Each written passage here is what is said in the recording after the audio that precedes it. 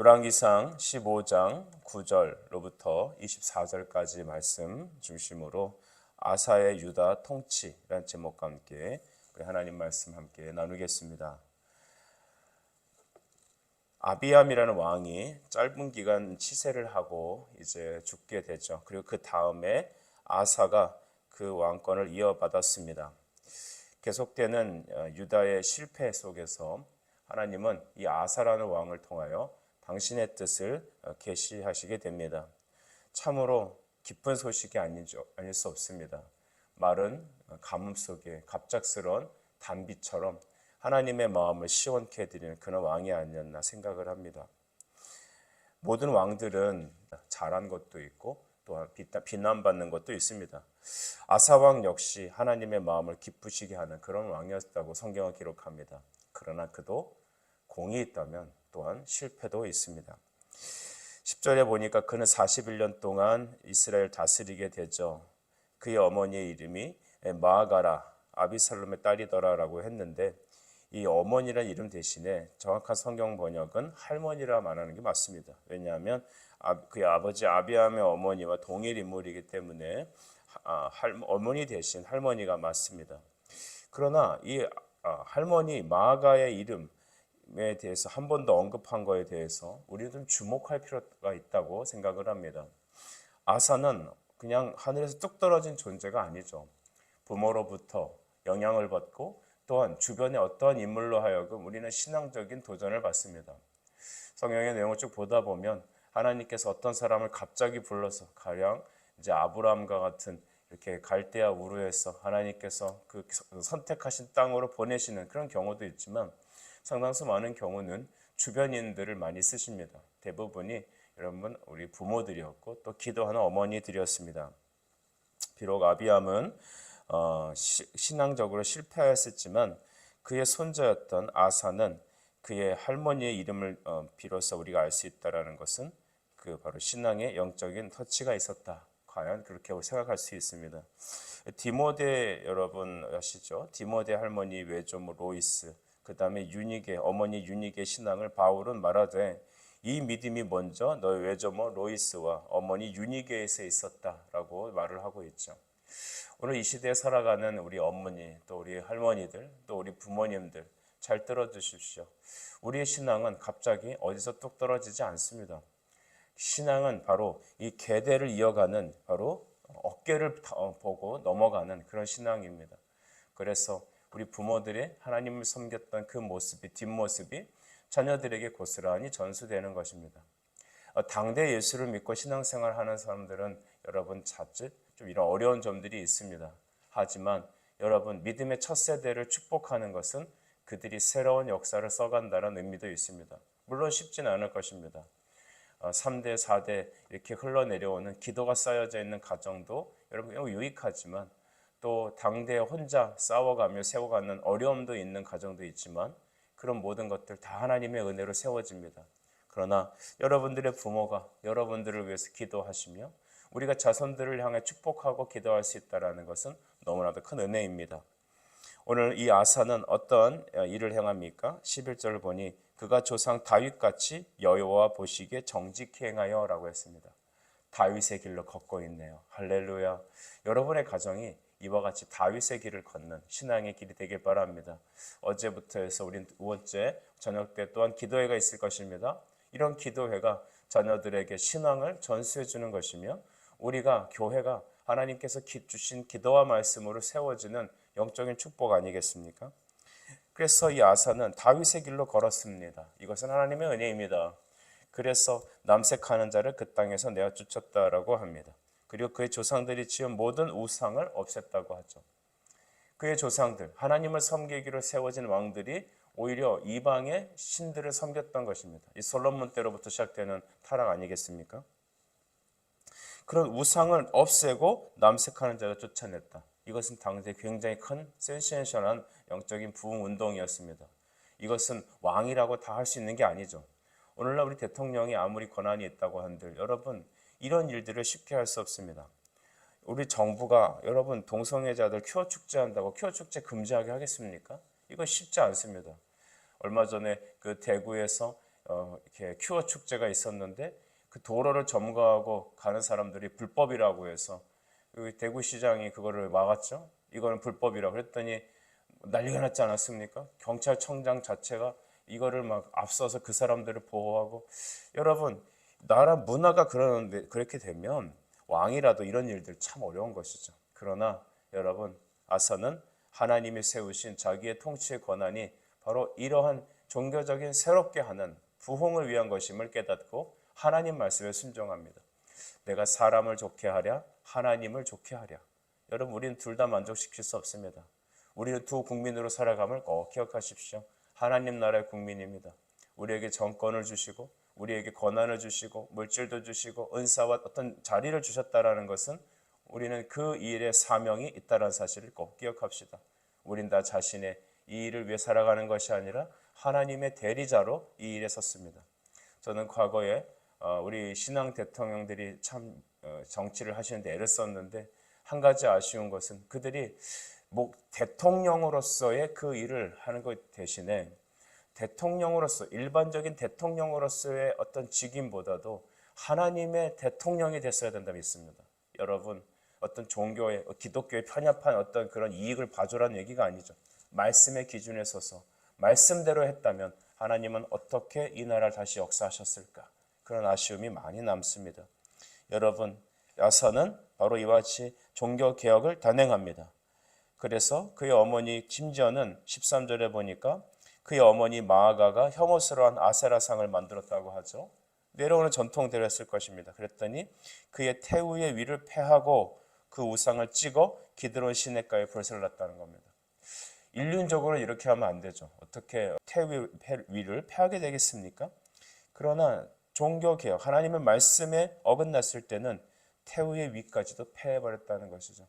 여러분, 이 점을 하나님은 높이 사셨을 겁니다. 오늘날 우리는 도덕이냐 인륜이냐 아니면 하나님 말씀이냐 이게 헷갈릴 때가 있습니다. 여러분, 헷갈리지 않습니다. 예수께서는 우리에게 내가 너에게 화평을 주러 온 줄 아느냐? 너에게 불을 주러 왔다. 내가 검을 주러 왔다라고 주님 말씀하시죠. 이 땅을 살면서 우리는 영적 전쟁 속에 놓여 있습니다. 근데 그 영적 전쟁이 때로는 가정에서도 있을 수 있습니다. 그래서 참 이 착한 효자가 이 부모의 말에 순종해야 되지만 또 하나님 말씀을 바라보자니 이 양면에서 어찌할 줄 모르는 이 두 가지 갈등을 느낄 때가 있습니다. 여러분, 우리는 부모를 믿음으로 섬겨야 됩니다. 그러나 주 안에서 섬겨야 함을 기억하십시다. 남편과 아내는 주 안에서 하나 되어야 합니다. 또한 부모와 자식도 연합하되 주 안에서 하나 되어야 합니다. 신앙이 하나 되지 않은 속에서는 우리는 결단코 진정한 연합을 이룰 수 없죠. 여러분의 가정이 예수의 보혈로 복음으로 한 가정 되길 저는 간절히 원합니다. 그리고 우리 새벽에 기도합시다. 우리의 부모와 우리의 자녀들과 우리 가족들이 하나님 말씀을 중심으로 하나 되게 해주십시오. 그리고 혐오스러운 이런 아세라상들, 혐오스러운 우상들은 우리 가정에서 찍혀나가게 해주시옵소서. 이 말씀이 이와 같이 역사하길 바랍니다. 그러나 그는 여러분 14절에 보니까 산당은 없애지 못했다고 하죠. 어떤 이유에서는지 모르지만 좀 힘에 붙였는지 아니면 이것까지 없애야 되나 뭐 그렇게 했는지는 잘 모릅니다. 하지만 그는 산당만큼은 없애지 안 했습니다. 그 후에 하나님께서는 그를 평가하시기에 아사의 마음이 일평생 여호와 앞에 온전하였다. 그의 마음이 하나님을 향한 지향성이 항상 온전했다고 합니다. 여러분, 우리의 신앙이 평생 하나님을 향해서 전진하길 바랍니다. 때로는 목회자들도 은퇴하게 되면 마음이 참 어려우신 것 같아요. 항상 사역의 현장에 있고 예배의 현장 사람들에 둘러싸여 있다가 은퇴하게 나면은 이제 홀로 한가한 시간을 보낸다고 하시죠. 그렇게 될 때 여러분 우리는 시험에 들 수 있습니다. 그럼에도 여러분 우리는 항상 사역의 현장에 복음의 현장에 있어야겠죠. 아사의 마음이 평생 여호와 앞에 온전하였다. 여러분 우리도 어떤 상황에 있든지 우리가 사역의 현장에 있든지 은퇴하고 난 이후든지 어떤 상황 속에든지 한결같이 하나님을 향한 영적 지향성이 올곧게 세워지기를 말씀과 기도로 우리가 세워져 있기를 간절히 축복합니다. 여러분 이후에 또 이스라엘과 또 북이스라엘, 남유다와 북이스라엘 간의 어떤 정치적인 상황을 성경은 조망하는데 16절에 보니까 북이스라엘의 왕 바하사와 남유다 아사가 평생 전쟁이 있었다고 합니다. 그런데 오늘날 17절에 보니까 북이스라엘 바하사가 이제 유다를 칠러 와갖고 라마를 건축하였다라고 하죠. 이런 건축을 통하여서 북이스라엘 사람과 남유다의 왕래를 막으려 했다는 겁니다. 이 여로보암의 망령이 여기 또 다시 드러나죠. 하나님의 사람들과 자기 백성들이 남유다에 가서 예배하지 못하도록 그것을 막으려고 이 관청인 라마를 건축하는 것 같습니다. 이때쯤 됐을 때 여러분 아사는 어떻게 될까요? 오늘 우리가 읽었던 14절 말씀에 근거하면 아사의 마음이 일평생 여호와 앞에 온전하였다. 여러분 이 말에 따지면 아사는 이때 하나님께 기도하고 백성들로 하여금 금식하게 하고 이렇게 영적인 것을 돌아갈 것 같은데 그는 이상한 행보를 하죠. 성전 안에 있는 모든 은금을 가져다가 다메섹에 거주하고 있는 베나닷에게 보내게 됩니다. 이방의 왕에게, 아람 왕에게 여러분 이 뇌물을 바칩니다. 중요한 것은 자기가 평생에 구별해서 하나님께 드렸던 그런 은과 금그릇들, 하나님을 향해 준비했던 것들을 다 싹 가져다가 이웃 왕에게 팔아넘깁니다. 하나님께 드려왔던 것을 이방 왕에 자기 사회 사욕을 위해 썼던 것이죠. 이것 자체가 굉장히 큰 문제가 됩니다. 여러분 항상 사람이 어떻게 다 온전하겠습니까만 그럼에도 불구하고 아사는 너무나 중요한 실수를 범하게 됩니다. 이것을 통해서 왜 그가 이런 일을 했을까 생각을 해보죠. 저는 우리 14절에 산당은 없애지 못했다라고 하는 그 구절에서 이것을 찾고자 합니다. 예배에서는 완전을 기해야 합니다. 하나님을 향한 영적 예배에 대해서는 말씀에 대해서는 나 자신의 회개에 대해서는 철저해야 될 것입니다. 하나님을 향한 예배가 여러분 이 산당을 남겨놓은 것을 인하여서 그의 마음은 어쩌면 공백이 생겼을 것 같습니다. 그래서 중요한 어떤 이 문제가 정치적인 문제가 생기니까 그는 당장 제일 먼저 하는 것이 눈에 보이는 그 불을 끄기 위해서 하나님의 곳간에 있는 은금을 가져다 쓰기 시작하는 것이죠. 여러분 이것은 아무리 이유가 합당한다 한들 정말 잘못된 것입니다. 우리는 목적이 선하다고 해서 여러분 방법이 잘못돼서는 되겠습니까?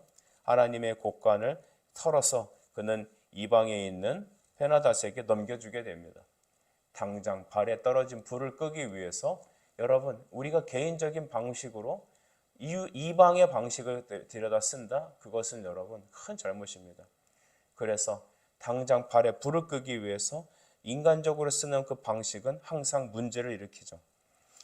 베나닷에게 보낸 그 물질로 인하여서 이제 북이스라엘을 이 아람 왕이 치게 되죠. 그래서 그 짓고 있던 라마를 바로 공사가 중단되게 됩니다. 여기까지는 소기의 목적이 달성된 듯합니다. 하지만 22절 이후에 보게 되면 그는 유다의 모든 사람을 한 명도 면하지 못하게 하고 다 그곳에 올려보내서 라마를 건축하던 돌과 제목을 가져다가 베냐민의 게바와 미스바를 건축하겠다고 합니다. 이 강제 노역을 시켰다는 것이죠. 이상하게 아까 하나님을 섬기고 또 태후의 왕위를 폐하고 있던 이런 종교개혁의 모습은 어디 사라져 버리고 아주 악한 이방의 왕의 모습을 우리는 보게 됩니다. 이것은 실정입니다. 백성을 노역으로 삼고 결국 여러분 그가 그 북이스라엘이 바하사가 행하던 그 건축물을 가져다가 그대로 갖다가 남쪽 유다에 세운 것이죠. 이런 것은 단순히 건축이 아니라 그가 바로 이와 같이 변질됐다라는 것을 말하게 됩니다. 정말 한 끗 차이인 것 같습니다. 한때 하나님을 섬기고 이런 태후를 폐위하고 종교 개혁을 일으키려고 했던 하나님을 향했던 그 왕이 어느 부분이 잘못됐는지 모르지만 그것이 비뚤어지니까 당장 정치적인 문제가 생기고 경제적인 문제가 생기고 발등에 불이 떨어지니까 하나님의 그 성전에 있는 은금을 가져다가 이러한 행위를 하고 백성들을 고역에 몰아내게 되고 결국 이는 이후에 여러분 이스라엘은 어려움을 당하게 되죠. 하나님은 여러분 아사를 어떻게 행하십니까? 23절 후반절에 보면 그는 늙음하게 발에 병이 들었더라라고 하며 그의 아들 여호사밧이 대신하여 왕이 되게 하셨습니다. 오늘 좀 다소 긴 말씀이었지만 우리가 이 말씀을 우리에게 영적인 레슨으로 삼아야 될 것입니다. 산당은 없애지 아니하니라라고 한 14절 말씀이 계속해서 마음이 젖어옵니다. 산당은 없애지 않았다. 여러분, 이 작은 항 하나가 결국 나중에는 이 아사가 하나님으로 하여금 이방의 모습을 따라가게 하는 패턴에 이르게 되지 않습니까?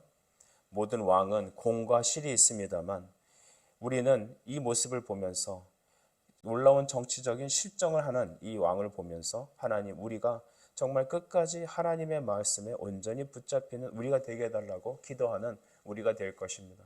사람은 부족합니다만 하나님의 말씀에 붙잡히면 끝까지 다윗의 길을 걸어갈 수 있을 것입니다. 오늘 두 번째 기도의 날이죠. 여러분, 하나님 앞에 우리가 온전히 함께 모여서 기도합시다.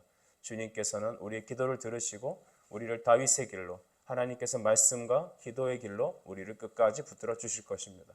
기도드리겠습니다. 하나님 아버지, 은혜를 감사합니다. 아사의 유다 통치를 통하여 우리가 받는 하나님 아버지 주한 교훈은 끝까지 주의 말씀을 붙잡고 걸어가는 것인 줄 믿습니다. 산당은 없애지 아니하였지만 아사의 마음이 평생 하나님 앞에 온전했다 명령하신 하나님, 이스라엘을 인도하신 하나님께서 우리의 성도들도 이와 같이 인도해 주시옵소서. 예수 그리스도 이름으로 기도드립니다. 아멘.